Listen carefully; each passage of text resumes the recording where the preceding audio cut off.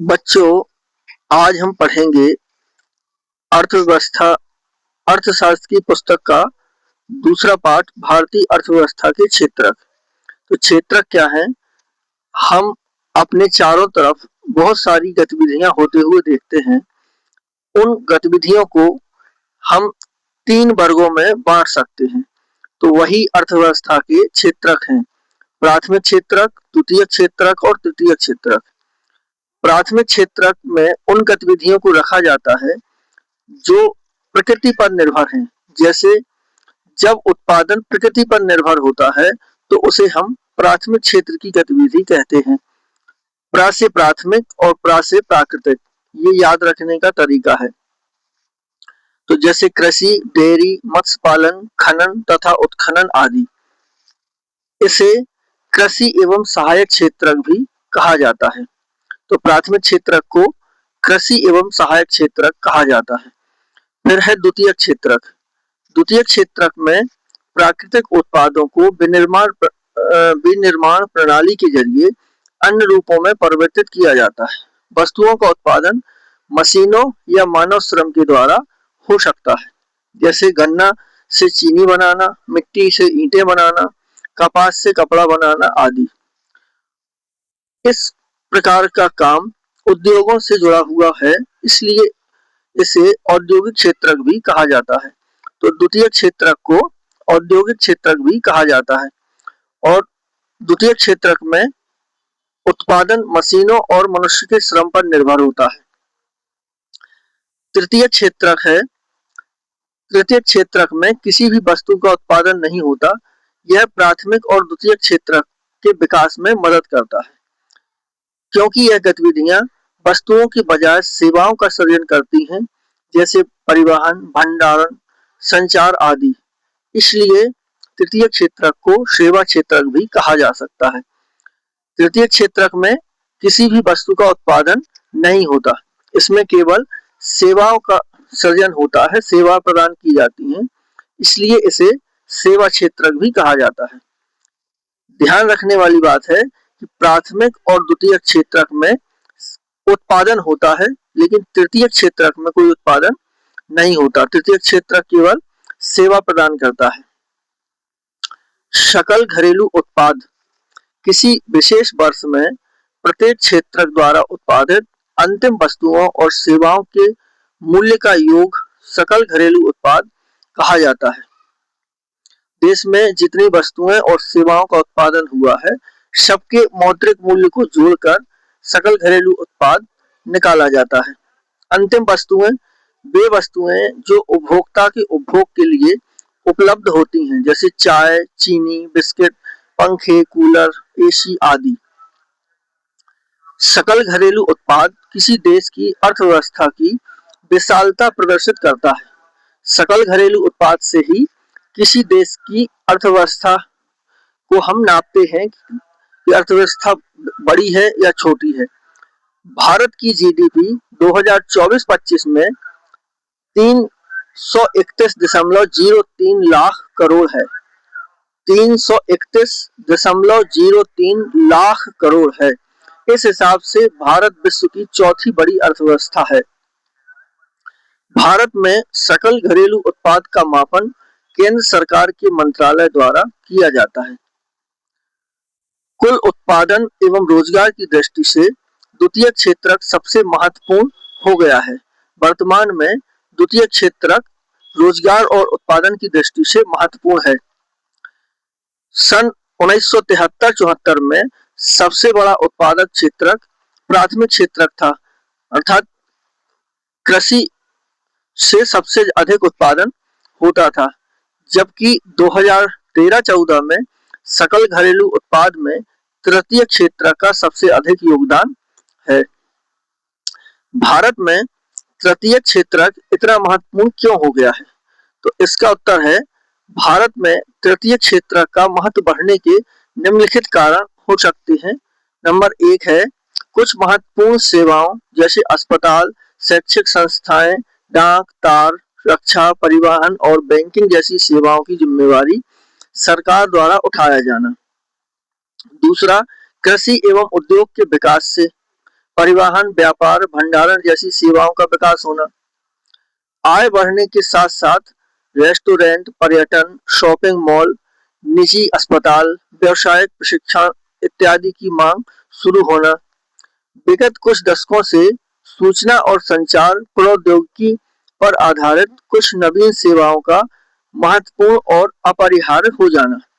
कुछ जब से मोबाइल और इंटरनेट की सुविधाएं से लोग जुड़े हैं, तब से तृतीय क्षेत्र की का महत्व और अधिक बढ़ गया है। बेरोजगारी या खुली बेरोजगारी क्या है? काम करने के इच्छुक और योग्य व्यक्ति को उचित दर पर काम न मिलना ही बेरोजगारी है। इसे ही खुली बेरोजगारी कहते हैं। जब व्यक्ति काम करने का इच्छुक भी हो और योग्यता भी रखता हो और उसे उचित दर पर काम ना मिले, इसे ही बेरोजगारी कहते हैं।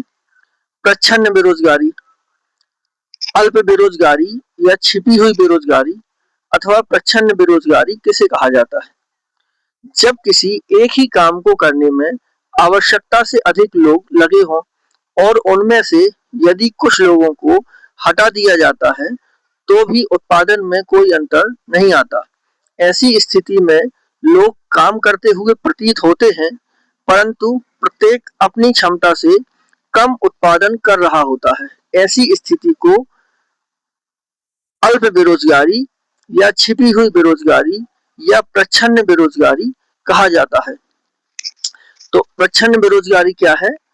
जब एक ही काम में आवश्यकता से अधिक लोग लगे हों तो प्रत्येक व्यक्ति अपने क्षमता से कम उत्पादन कर पाता है। जैसे एक किसान है, 5 एकड़ जमीन में अपने परिवार के भरण पोषण के लिए पर्याप्त उत्पादन कर लेता है और उसके 4 बच्चे हैं, वह बच्चे भी बड़े हो जाते हैं। अब उसी खेत में 5 परिवार संलग्न है और सभी उस खेत में जाते हैं, काम करते हैं, लेकिन अधिक लोगों के लगने से भी उत्पादन उतना नहीं बढ़ेगा। वहां से यदि 4 लोगों को हटा भी दिया जाए तब भी उत्पादन उतना ही रहेगा। तो ऐसी स्थिति में वह पांचों लोग अल्प बेरोजगारी की स्थिति में हैं या प्रच्छन्न बेरोजगारी में हैं। भारत में कृषि क्षेत्र के श्रमिकों में अल्प बेरोजगारी है या प्रच्छन्न बेरोजगारी है। सेवा क्षेत्र में उत्पादन में 14 गुनी वृद्धि हुई है। वर्तमान में सेवा क्षेत्र के उत्पादन में तो 14 गुनी वृद्धि हुई है, परंतु रोजगार में 5 गुना से कम वृद्धि हुई है। आज भी सबसे अधिक रोजगार प्राथमिक क्षेत्र ही उपलब्ध कराता है। अकेले शिक्षा क्षेत्र में लगभग 20 लाख रोजगारों का सृजन किया जा सकता है यदि पढ़ने की उम्र वाले सभी व्यक्ति बच्चे स्कूल जाने लगे। यदि पर्यटन क्षेत्र में सुधार होता है तो हम प्रति वर्ष 35 लाख से अधिक लोगों को अतिरिक्त रोजगार प्रदान कर सकते हैं। महात्मा गांधी राष्ट्रीय ग्रामीण रोजगार गारंटी अधिनियम क्या है? तो यह अधिनियम काम का अधिकार कानून के अंतर्गत यह अधिनियम 2005 में लागू किया गया था। तो महात्मा गांधी राष्ट्रीय ग्रामीण रोजगार गारंटी अधिनियम 2005 में शुरू किया गया और पहले इसे 625 जिलों में लागू किया गया था। इसके तहत ग्रामीण क्षेत्रों में काम करने के इच्छुक लोगों को सरकार 100 दिन के रोजगार की गारंटी देती है। गारंटी का अर्थ है यदि सरकार 100 दिन रोजगार देने में असफल रहती है तो पंजीकृत व्यक्ति को भत्ता दिया जाएगा। सरकार द्वारा रोजगार सृजन के लिए कौन-कौन से उपाय किए जा सकते हैं? तो सरकार द्वारा बांधों का निर्माण करके पर्याप्त सिंचाई सुविधाएं उपलब्ध करा के भी रोजगार बढ़ाया जा सकता है। ग्रामीण सड़कों के निर्माण से में निवेश करके परिवहन की सुविधा उपलब्ध कराकर छोटे किसानों को बैंक द्वारा उचित दर पर ऋण उपलब्ध कराकर शीत भंडार गृह के निर्माण द्वारा, तो इस प्रकार सरकार रोजगार को बढ़ा सकती है। संगठित क्षेत्र और असंगठित क्षेत्र में क्या अंतर है? तो संगठित क्षेत्र में रोजगार की अवधि और काम निश्चित होता है। यह क्षेत्रक सरकार द्वारा पंजीकृत होते हैं और उन्हें सरकारी नियमों का पालन करना होता है। संगठित क्षेत्र के कर्मचारियों को रोजगार सुरक्षा होती है और सवेतन अवकाश मिलता है। तो संगठित क्षेत्र सरकार द्वारा पंजीकृत होते संगठित क्षेत्र में रोजगार की अवधि और काम निश्चित होता है, जबकि असंगठित क्षेत्र में काम के घंटे तथा रोजगार नियमित नहीं होता और असंगठित क्षेत्र में सरकार का कोई नियंत्रण भी नहीं होता और कर्मचारियों को रोजगार सुरक्षा नहीं है तथा सवेतन अवकाश भी नहीं मिलता। ये संगठित क्षेत्र और असंगठित क्षेत्र में अंतर है। संगठित क्षेत्र में रोजगार की अवधि और काम निश्चित होता है और यह सरकार के नियंत्रण में होता है और संगठित क्षेत्र के कर्मचारियों को रोजगार सुरक्षा रहती है और सवेतन अवकाश मिलता है।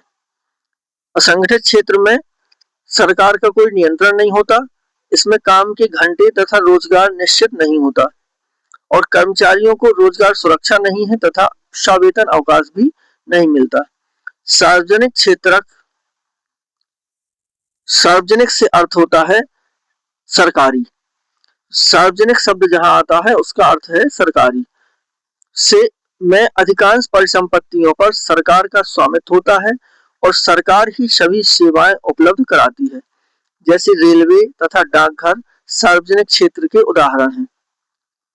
निजी क्षेत्र में संपत्तियों का स्वामित्व और सेवाओं के वितरण की जिम्मेदारी एकल व्यक्ति या कंपनी के हाथों में होता है, जैसे Tata iron and steel company limited, TISCO, Reliance industries limited, Mahindra, Bajaj आदि। निजी क्षेत्र की गतिविधियों का ध्येय या उद्देश्य लाभ कमाना होता है। निजी क्षेत्र का उद्देश्य लाभ कमाना होता है। शहरी क्षेत्र में रोजगार पैदा करने के कोई दो उपाय। तो पहला, शिक्षा एवं कौशल विकास कार्यक्रम संचालित करके, दूसरा छोटे तथा लघु उद्योगों को प्रोत्साहन एवं सहायता देकर।